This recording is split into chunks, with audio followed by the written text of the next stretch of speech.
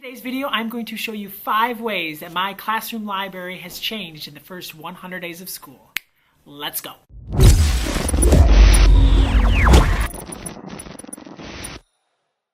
Thank you so much for tuning in today. Today we're going to talk about classroom libraries. If you want more videos about classroom libraries, if you want videos about teaching, about reading, about the life of a teacher, about great children's literature, click that little subscribe button down below. There's a little bell next to it. If you click that, you'll get an email anytime I upload a new video. Before the school year started this year, I did a classroom library video. I'll put a card right up there if you want to go back and watch that. And in that video, I talked about moving from 3rd grade to 5th grade. I talked about the organization of my classroom library, how it's set up, where I get my books, all of that sort of stuff. But today we're going to talk about how my classroom library has changed. 5 ways my classroom library has changed in the first 100 days of the school year. Classroom library is a living and breathing part of our classroom. It is the heart of our classroom, and it's always changing. It's always changing based on the needs of my students, based on what they like to read, based on what they need to read, where they are as readers. It's changing for all different sorts of reasons. The first way that my classroom library has changed in the first 100 days of school is completing series. Last year I taught 3rd grade, this year I'm teaching 5th grade, so the books that they're reading are totally different. As I was switching, transitioning, getting rid of a lot of books, adding a lot of books, I wasn't sure what series would be very popular. So I had a lot of series that I had the first 2 or 3 books, but not the whole thing, because I wasn't sure what the kids would like. And 2 series that have been super popular that we've had to go out and get additional books in the series so far this year been the Last Kids on Earth series and also the Land of Stories series. I teach 2 half days of language arts, different kids in the morning and the afternoon. And it's crazy because my morning class is destroying this book. Like, they are so madly in love with this series. And my afternoon class is super into this series. So I had to get the 3rd book in the series for my afternoon kids. And in this, I actually had to get multiple copies of the early books in the series because so many kids are reading it, and then kind of less copies as you go on in the series as some kids fall off, or it just takes a while for kids to get to that point. So the first way is adding books to a series. The second way in which my classroom library has changed the first 100 days of school is just adding a whole new series altogether. There's been multiple series that we've added this year as kids have brought these books in from home or found these books in the library, and the series that has kind of taken over is the Wings of Fire series. I have never read any of these books, which is terrible because they are wildly popular in my class. A student brought them in, got them from a sibling, and then it just spread like wildflowers, spread like wildfire. So this series, Wings of Fire, get it, spread like wildfire, much better than wildflowers. It spread like crazy. So that's one thing that you're never going to know with your students in your classroom library, why it always needs to be a living, breathing, and growing thing, is because when your kids find a series that they love that you don't have, you need to get it. And this is like a series with like 10 books. So we have tons of Wings of Fire books going around the classroom, multiple copies early in the series, and then down to 1 copy as we get a little bit later. I think 1 or 2 kids are on like the 7th book.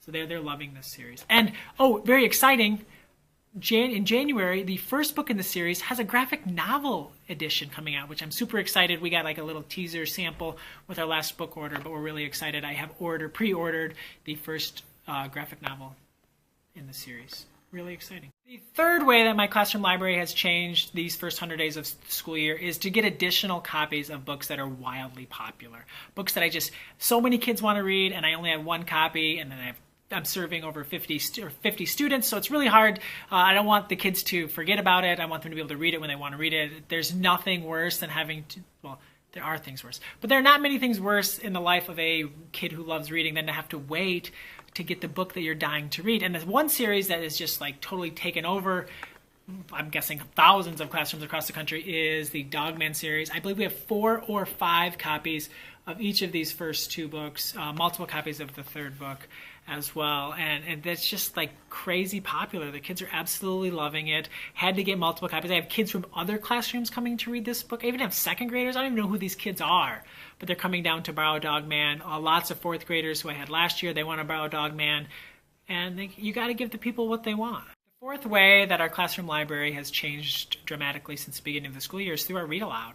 Kids love being read aloud to. The books that we've read aloud to are just these wonderful stories that we all have in our hearts together, and those conversations that we've had around those books make them super special. Very, very, very important books to our class.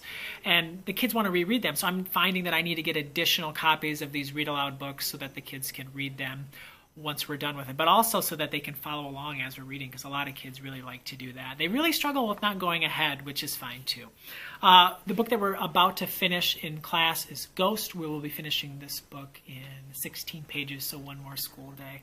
And I know that I'm going to need to get some additional copies so that kids can reread Ghost on their own. But also I need to get multiple copies of Patina, the second book in Jason Reynolds' Trek series, because kids are dying to read that. I made the mistake of just buying one copy of Patina, and I gave it to the kid who read ahead in Ghost, and then everyone else is mad at me because they want to read Patina. I only had one copy, and I don't like making my readers mad. Like, I love that they want to read it and that they're frustrated that we don't have it, but sorry, kids. The fifth way that our classroom library has changed a lot through these first 100 days of the school year isn't with paper and hardcover books. It's actually on here. We have added a ton of audiobooks to our Audible account since the beginning of the school year, because so many of my kids want to listen with their ears and follow along with their eyes to books, and I didn't have enough books for them. And a lot of my students really want to read certain books, but they're just not quite ready yet to read that book completely on their own, so following along with their ears is a way that they can access a lot of books that they couldn't reach all by themselves. Some of the books that have been extremely popular through audio this year are Flora and Ulysses by Kate DiCamillo, and it's been fun. I had never listened to it, but I listened along with some of my students to part of that book, and there's some parts that are told in comics, and it's amazing how the narrator describes the comics. I loved it. It was fascinating. Another book that's been popular on audio is Rump, the true story of Rumpelstiltskin. They were read aloud to it in one of it was read aloud to them in one of the third grade classrooms, maybe two of the third grade classrooms. I can't remember if I read it aloud 2 years ago or not. So that's been a fun one. Kids have been revisiting, which is exciting, because some of them still just aren't maybe quite ready for that on their own, but following along, it's beautiful.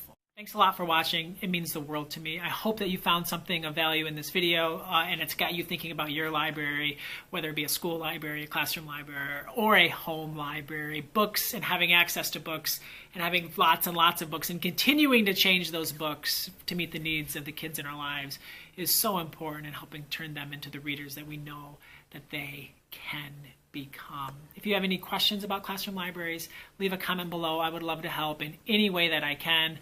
Have a wonderful day, and as always, happy reading.